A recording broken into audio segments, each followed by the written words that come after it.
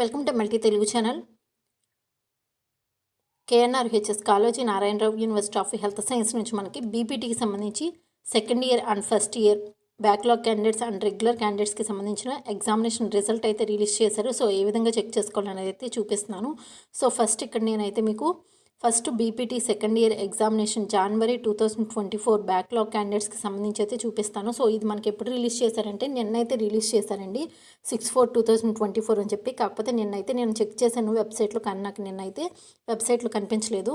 So అందుకే ఈ రోజైతే చేస్తున్నాను అనమాట. ఇక్కడ మీకు ఫస్ట్ నేను బీపీటీ సెకండ్ ఇయర్ సంబంధించి బ్యాక్లాగ్ క్యాండిడేట్స్కి సంబంధించిన పక్కన మీకు వ్యూ అని కనిపిస్తుంది కదా, వ్యూ మీద అయితే లాంగ్ ప్రెస్ చేయండి, ఫస్ట్ ఆప్షన్ సెలెక్ట్ చేసుకోండి.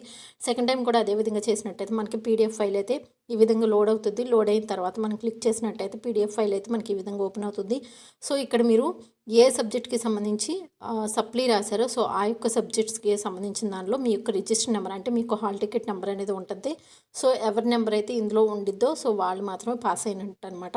ఇంకా ఇన్ కేస్ ఎవరి నెంబర్స్ అన్నా లేకపోతే వాళ్ళు ఫెయిల్ అయినట్టు. సో ఇది బ్యాక్లాగ్ క్యాండిడేట్స్కి సంబంధించి. అండ్ నెక్స్ట్ అదేవిధంగా సెకండ్ ఇయర్ సంబంధించి రెగ్యులర్ క్యాండిడేట్స్కి సంబంధించి కూడా చెక్ చేసుకోండి.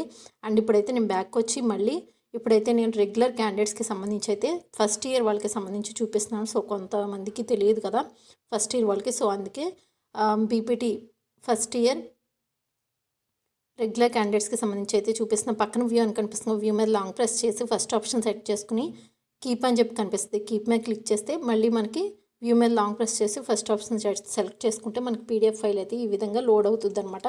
కొంతమందికి దాని మీద వ్యూ మీద లాంగ్ ప్రెస్ చేసి ఫస్ట్ ఆప్షన్ సెలెక్ట్ చేసుకుని సెకండ్ టైం కూడా అదే విధంగా చేసినప్పుడు మనకి పీడిఎఫ్ ఫైల్ అయితే ఓపెన్ అవుతుంది. కొంతమందికి అయితే డిస్కార్డ్ కీప్ అని చెప్పి చూపిస్తుంది, అప్పుడు కీప్ పై క్లిక్ చేయండి సరిపోతుంది. ఇంకొంతమందికి అయితే నాకు చూపించిన విధంగా అయితే ఈ విధంగా లోడ్ అవుతుంది అనమాట. అంతే తప్ప ప్రాబ్లం ఏమీ లేదు. సో ఈ విధంగా మనకి బీపీటీ ఫస్ట్ ఇయర్కి సంబంధించిన రెగ్యులర్ క్యాండిడేట్స్కి సంబంధించి అయితే మీకు చూపిస్తున్నాను. సో ఇక్కడ ఏంటంటే బీపీటీ రెగ్యులర్ క్యాండిడేట్స్కి సంబంధించి డిస్టింక్షన్లో ఎంతమంది పాస్ అయ్యారు అనేది సపరేట్గా ఎవరికి వాళ్ళకి ఇస్తారు. ఫస్ట్ క్లాస్లో ఎంతమంది పాస్ అయ్యారు అండ్ జస్ట్ పాస్ అయిన వాళ్ళు ఎంతమంది, సో ఈ విధంగా అయితే మొత్తం కూడా క్లియర్గా అయితే మెన్షన్ చేశారు.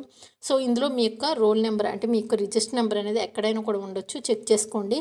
అండ్ కింద వాళ్ళు ఒక నోట్ అయితే ఇచ్చారు. చాలామందికి డౌట్ ఉంటుంది, మేడం మా మార్క్స్ ఎలాగూ, మేము పాస్ ఆఫ్ ఇలా రిమైనింగ్ డీటెయిల్స్ ఎలా తెలుసుకోవాలి అని చెప్పి. సో వాళ్ళైతే కింద ఇక్కడ ఒక నోట్ అయితే ఇచ్చారు చూడండి.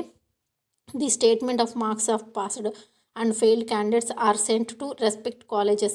So students can take their statements of marks from principals of respective colleges. Okay, ఈ నోట్ కూడా క్లియర్గా అయితే చదువుకోండి. అండ్ ఈ వీడియో ఇన్ఫర్మేటివ్ అనిపిస్తే లైక్ చేయండి. అండ్ డిస్క్రిప్షన్ లింక్ అయితే ఇస్తాను. రిజల్ట్ ఇంకా ఎవరైనా చెక్ చేసుకోకపోతే చెక్ చేసుకోండి. అండ్